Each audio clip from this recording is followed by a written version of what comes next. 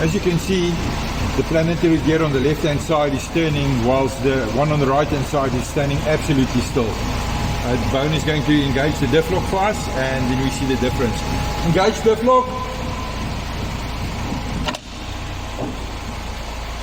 Here we go. Absolutely slow.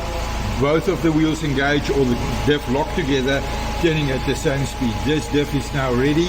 It's actuating, it's turning both wheels at the same speed. We're going to close it up, put some oil in it, and then we're going to do an off-road test.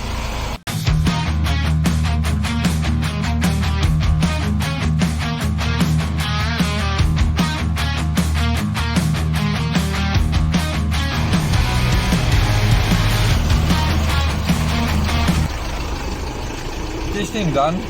Diff lock on this Amarok is engaging nicely. It's working in cross-axle situations. You know what to do.